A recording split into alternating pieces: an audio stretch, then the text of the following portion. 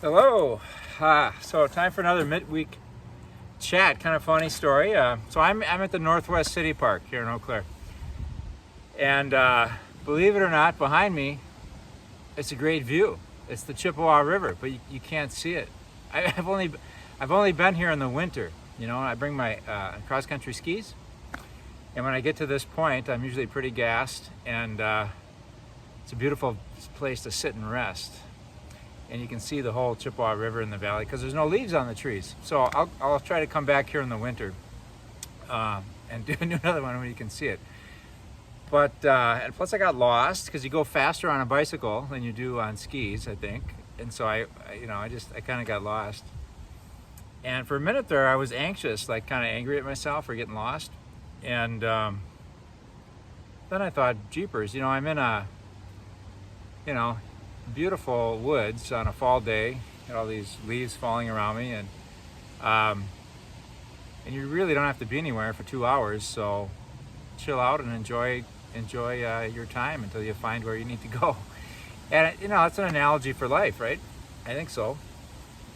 We can get so set on, what's the joke? I think they attribute it to Mother Teresa. You want to make God laugh, tell him your plans,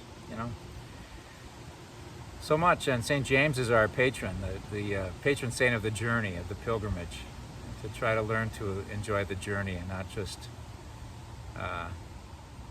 the finish line, our goals. And yet, at the same time, we're supposed to have our eye on the prize, to know what awaits us. So it's a little truth in everything, I guess. But today the truth was enjoy the journey. So a couple things. Disc golf, right? So I walked out of my porch the other day, and this was laying on the ground. So someone on the 9th tee threw a crazy wild pitch, and went way over the rectory garage and landed on the yard. Maybe it was on the roof and they didn't get it, and then it fell off the roof. I don't know. But it reminded me, if that ever happened to me, and it did once actually. Some people hit the window of the house. Crazy throw. And I came out, I was very friendly, because I remember when I was a boy, we had this little corner lot, Johnny Nepple and myself and Billy Priest, and we would play John Kent. We would play sandlot baseball. I had a blast. It was really a lovely, fun part of our childhood. But if we hit it down the right field line, a foul ball, it would go into someone's yard. And we never talked to them. I never knew who they were. I knew he was a pastor because Johnny Nepple's mom told us that. He was a pastor of some kind, not a Catholic priest, but a pastor. And I think he was a nice enough guy. We rarely saw him. But if we ever hit it in their yard, the door would open, his wife would come out, the Mrs. Pastor, take our ball and go inside. I thought that's not good, right? That's I don't know. Maybe you think it's good. We didn't think it was good as kids. We lost our baseball, so we didn't really have the courage to knock on the door and ask for it back, I guess. Here comes a little sunshine. So anyway, she reminded me of a phrase that someone used once about kind of crabby Christians. And I thought it was kind of a funny phrase. They said it's as if they were baptized in pickle juice. Baptized in pickle juice, kind of sour, And that's why one of the greatest things about Pope Francis, I think, is he really emphasizes joy. His first encyclical letter to everybody was called The Gospel of Joy. And he's like, above all else, Christians must be people of joy. And it doesn't mean ignore the suffering. It doesn't mean turn a blind eye to the suffering. In fact, he just preached this week. He said something like, the new quarantine is our indifference to reality. Like we quarantine ourselves from reality. We have to engage reality. Don't quarantine ourselves from it. He said that's the new virus is just reality that people don't want to face about the suffering in our world that we need to respond to. But he always says, even so, Christians, we believe in the resurrection of Jesus, and we have to be a people of joy. So let's not steal people's Frisbees. I didn't take it, I took it. I just wanted to show you. But I'll take it back, and if it's yours, let me know. I'll throw it back in the yard. I don't need this for myself. Though it is a pretty nice Frisbee. It's a mid-ranger, so that's good.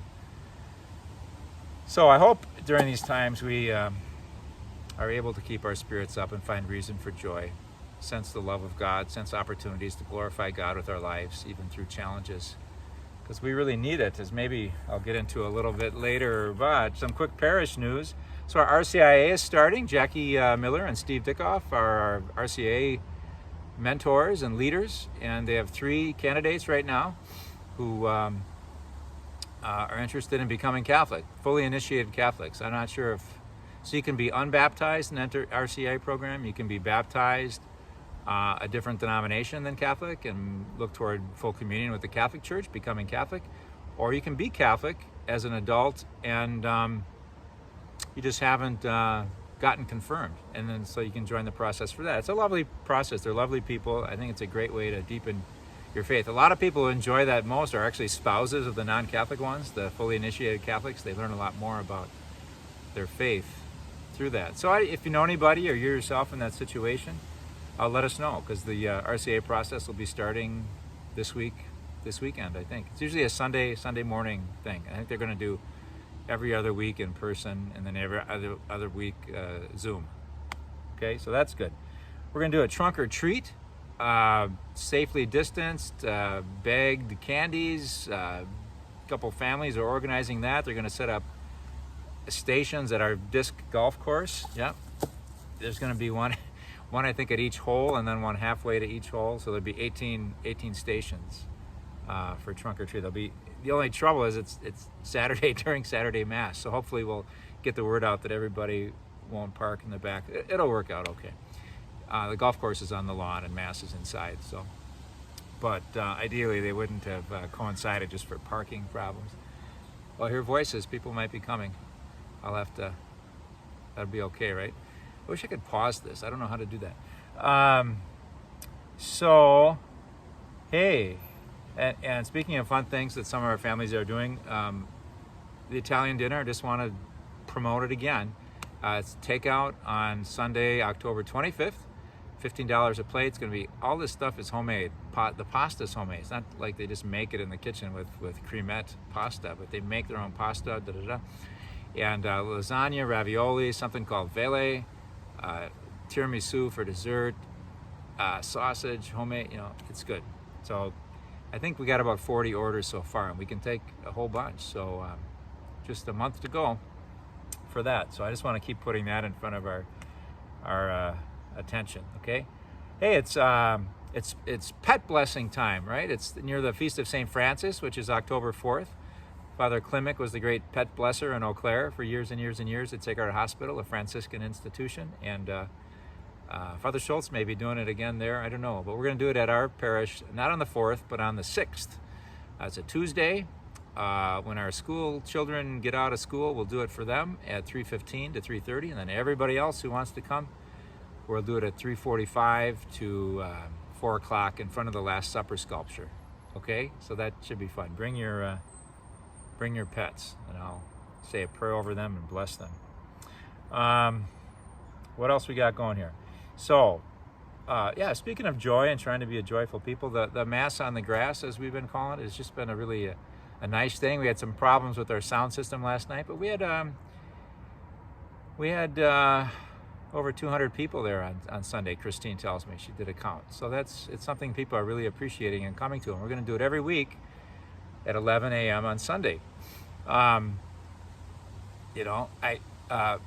know who else is doing it? Some other parishes are doing it. One is my home parish in Wausau, St. Anne's, and apparently they got wind that we were going to do it every week until we couldn't because it was cold. And just to kind of throw down a little challenge, Father Lindner over there announced that they were also going to do it as long as St. James and 1 week longer. So there you go. So we are challenged. But I've heard a lot of comments. People will wear their parkas, whatever, and I'm up for it. We just need some things to keep our morale up during these COVID times, and that's been serving a really nice purpose, I think. So, and we're going to start at the outdoor Mass, calling our kids forward. We have some moms on staff, and they say, yeah, it'd be nice. Our kids are just kind of sitting there sometimes. So when we've had a Mass inside at offertory time, they come up and have a little envelope and put it in the basket. So not to, shake the pockets loose. That's not the intention, but just to, train our youth in the way of stewardship and generosity. we'll have a time, if the pastor presider remembers, to call children forward with their envelope or a dollar bill or something, and we'll have a basket in front of the altar. So that'd be a nice little addition. What do we got? So a couple of inspiring things. Last week I mentioned, or was it 2 weeks ago, about Presley reading "Love is Patient, Love is Kind" at the school mass. Today, Adelaide and I think Jacob, they split the reading, but they read from Job, and it's a hard thing to preach on Job. So Job is the guy who was just really a great guy, and I don't know, in the story, Satan and God are having a little debate, and God is so proud of, here comes some friends. Hi, you guys. I'm just making a little video here, but no worries, you can, yeah. And so Job is, he says, Job just is faithful and to you because he's, things are good for him. So let him suffer a little bit, and he won't be so faithful and good to you anymore. And so this whole question of why do people who are really good have to suffer so much? We pose that to, second, third, fourth graders today. And it's interesting, one of the questions. So Adelaide comes up with the question. She says, I said the question, and then she says, well, Jesus was really good, and he died on the cross. And I thought, that's, I don't know if that's the answer, but it's a great response. There is no answer that I can, or anybody has really offered to us, that why, good people have to suffer. But we know it is the way that it is. And we know that God is not, aloof to that. So sometimes we kind of blame God, and it can be a real faith struggle, and it's not wrong. I mean, sometimes it's part of the faith journey, and maybe it's the place where you're at right now. You're just kind of angry at God about things that have happened in your life. Why would you allow this to happen? And that's part of it. It seems to me that there were, kind of wrote that, I think there's 3 responses. I'm sure there's more, that people can have when something really tragic happens in their life. And my family, my sister was killed in a car accident, and so it's something, when I was 9 and she was 20. And so it's something you grapple with. It's like, what's my faith supposed to be like? What's my image of God like, given, that God allowed that to happen, And so it seems like there's 3 responses that people can make. One is just like, well, I don't want to have anything to do with a God that would allow that to happen. Neither just stop believing in God or believe in God, but just not wanting to have anything to do with church or God, because it just reminds them of the pain, and it doesn't seem fair. And why would I want to, worship a God that allowed the person I love most in life to die, or allowed this or the other thing, and or just so much suffering that there is in the world, So that's one response, and it's a valid response. Another one that I think a lot of people who maintain faith keep is just, they kind of just throw up their hands and say, I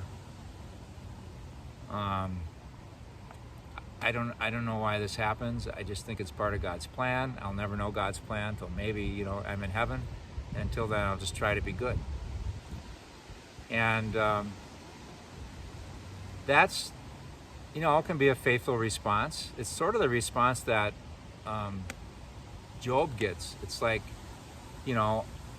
I made the heavens and I made the stars, and you're little Job. How can you question my intentions or my logic? You'll never know the mind of God. I'm far greater than you. I mean, so that's, that's one way, and that's true enough. My way that I've embraced is that one thing it has in common with that is that, I don't know. I don't know why these things happen. And hopefully when it's all over, I'll figure it out, or I'll know. But like little Adelaide said, Jesus has joined us in that. It's not like this God who's kind of toying with us. Like God sort of is in the book of Job, but not in the incarnation of God in Jesus Christ. There he joins us, and without sin, he takes the worst of us. And And so when we're suffering, we know that we don't have a God who's indifferent to that. And we know we have a God who can inspire us to go forward as we suffer, to inspire us to go on and with a loving attitude, as Jesus never stopped loving on the cross. Father, forgive them, they don't know what they're doing. As Jesus was raised on the third day, we trust that suffering's not the end, that there's greater life that awaits us. And so I guess it seems to me that our religion, that God and Jesus is such a resource to help us through hard times. I don't want to just stop at blaming him for hard times, or why did you let this happen? Even though I fully respect that prayer, I think anything that's an honest, I had a Jesuit advisor in graduate school, and he's a really brilliant man, but I remember I asked him just once, I go, do you pray? And he writes his field is sort of evil, like he'll talk about the Holocaust and genocide and just kind of a lot of really hard things. And that's why he was at my advice. Anyway, I said, do you ever pray? And he said, yeah, I shake my fist at God. And I thought, well, that's an interesting prayer, but it's like, why do you let this happen? So I'm not belittling that or saying that, but for me, there's just this whole world of inspiration and healing and a way forward through suffering that is offered to us with our faith. So anyway, when Adelaide said that, Jesus, I thought, wow, that's a great insight. Speaking of suffering and difficulty, and last night's presidential debate, I was watching Father Lindner's chat, and he mentioned this as well. So I thought he has a lot of good ideas, so I copy him when I can. But he didn't say this, but I'll say that everybody I talked to that watched that debate said they were sickened by it. They felt bad when it was over. Just like, ugh. And I agree. I wonder why I watched it for 90 minutes, I guess I want to keep up on the news, but man. So just a lot of invective and interrupting. What it wasn't a civil discussion. It wasn't. I guess no one probably really expected it to be. So the U.S. bishops, I think we've been promoting this in our bulletin. I think Christine's been putting it in. Have started this initiative during this election year called Civilize It, and you can go to civilizeit.org, and it kind of talks about it, the project. And I'll just mention briefly, there's a pledge you can take that in the midst of all this swirling hostility and divisiveness, because it can infect us. It can infect us. We imitate what we see our leaders do sometimes, and I don't want to get infected by that. And so anyway, there's this. I copied it down. It's not very long. There's a pledge you can take, or just to kind of see how you feel about this. I pledge 1, to recognize the human dignity of those with whom I disagree, treat others with respect, and rise above attacks if they're directed at me. 2, to root my political viewpoints in the gospel and a well-formed conscience, which involves prayer, conversation, study, and listening. I'll stand up for my convictions and speak when I witness language that disparages others' dignity, while also listening and seeking to understand others' experiences. And 3, I will encounter others with a tone and posture which affirms that I honor the dignity of others, and I invite others to do the same.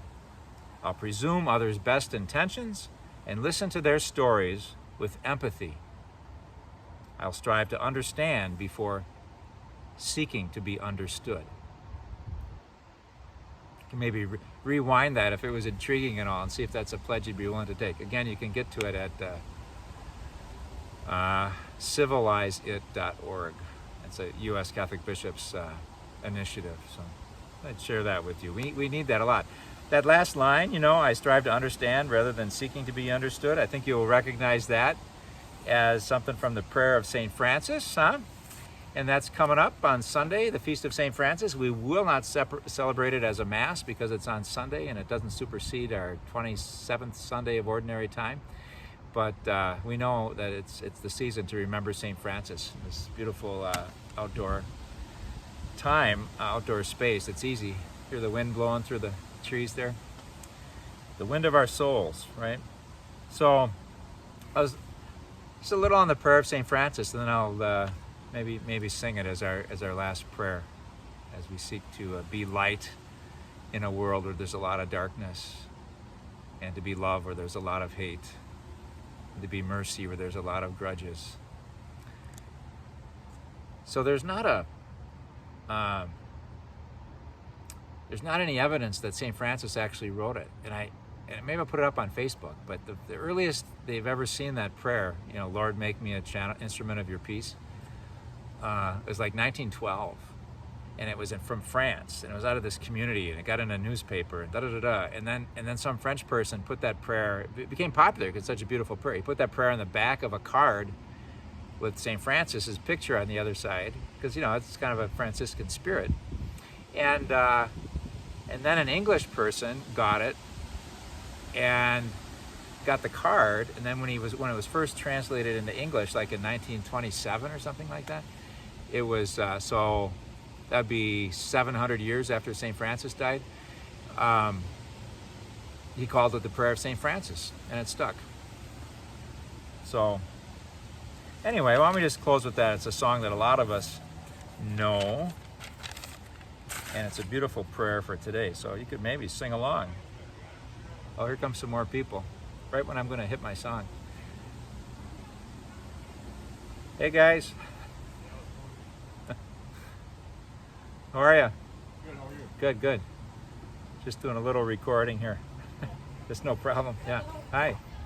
Are you coming? Oh, good. The whole fam. Oh, there's just some big tires on that bike. Okay, here we go. Make me a channel of your peace. Where there is hatred, let me bring your love. Where there is injury, your pardon, Lord. And where there's doubt, true faith in you. Make me a channel of your peace. Where there's despair in life, let me bring hope.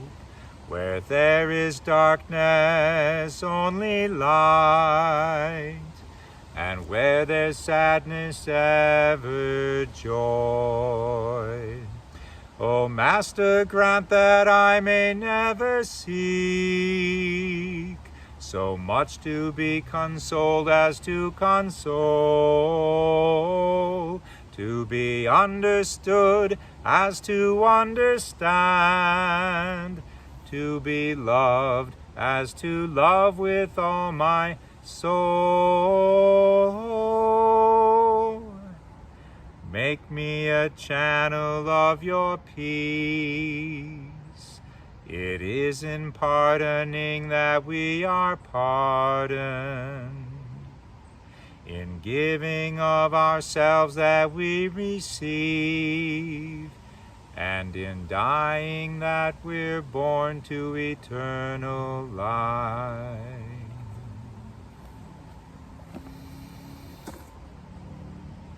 God bless you on this beautiful fall day. May we all truly be open to being God's instruments, because He wants to use us to make this world better, God bless you.